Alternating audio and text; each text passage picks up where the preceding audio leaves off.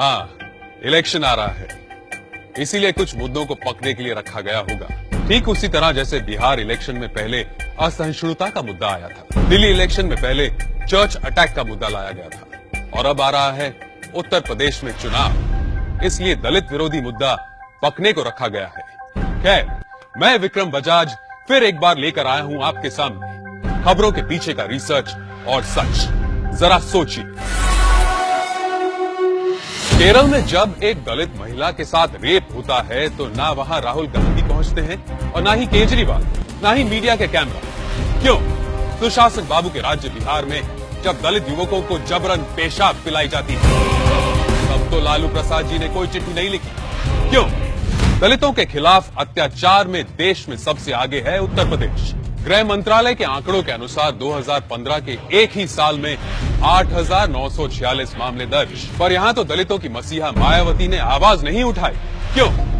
पर दूसरी ओर गुजरात, जहाँ दलितों पर कोई भी प्रकार के अत्याचार के मामले ना के बराबर हैं, लेकिन एक आध घटना सामने आई तो कुछ मैनिपुलेटिव मीडिया गण उसे ऐसे दिखाते हैं जैसे कि देश भर में सारे अत्याचार सिर्फ गुजरात में ही हो रहे हैं। क्यों?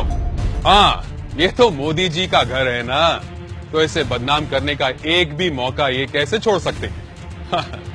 राई का पहाड़ कैसे बनाना कोई इनसे सीखे। दरअसल मोदी जी के साथ देश का बहुमत है और उनके खिलाफ भ्रष्टाचार जैसे मुद्दे मिलना मुश्किल ही नहीं। आप समझ गए। और ऊपर से गृह विभाग के आंकड़े भी बताते हैं कि एनडीए सरकार के शासन में दलितों के खिलाफ अपराध में कमी आई है, तो फिर भी एक आध मामले को कैसे भी जोड़ तोड़ कर वाया मोदी जी जनता तक ले जाया जाता है। अच्छा, तो जरा सोचिए, आजादी के बाद पहली बार दलित महापुरुषों की विरासत के सहेजने का काम हुआ।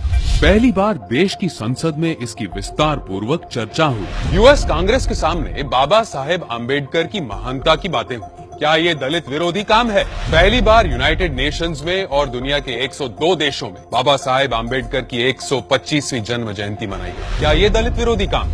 मऊ में बाबा साहेब आम्बेडकर के जन्म स्थल, लंदन का वो घर जहां उन्होंने पढ़ाई की थी, दिल्ली का वो स्थल जहां उन्होंने अपनी अंतिम सांसें ली थी, मुंबई में उनके अंतिम संस्कार का स्थल, इन सभी जगहों पर सरकार ने स्मारक बनाने का प्रण लिया। तो क्या ये दलित विरोधी काम है?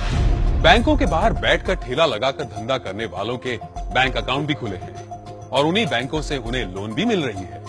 और हाँ, साहूकार के जो ब्याज के चंगुल में जो फंसे थे वही दलित आज अपने पैरों पर अपना बिजनेस खोल रहे हैं। तो क्या ये दलित विरोधी काम है? वंचित वर्ग की 5 करोड़ महिलाएं जो पहले चूल्हे पर आंख और हाथ सेककर खाना बनाती थी, उन्हें मुफ्त में गैस कनेक्शन दिए जा रहे हैं। क्या ये दलित विरोधी काम?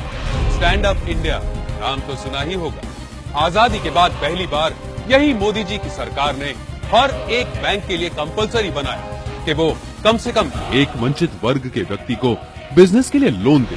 क्या ये दलित विरोधी काम? इस देश में अब तक दलितों को केवल वोट बैंक्स बनाकर रखा गया, उन्हें दर दर पर नौकरी मांगने वाला बनाकर रखा गया, पर पहली बार किसी ने दलित को इतना सक्षम बनाना चाहा कि वो दूसरों को नौकरी दे सके। अब जरा सोचिए, देश का विकास कैसे होगा? दलितों को बेचारा बनाकर रखने से या उनको पग भर करने से? ये जरा सोचिए।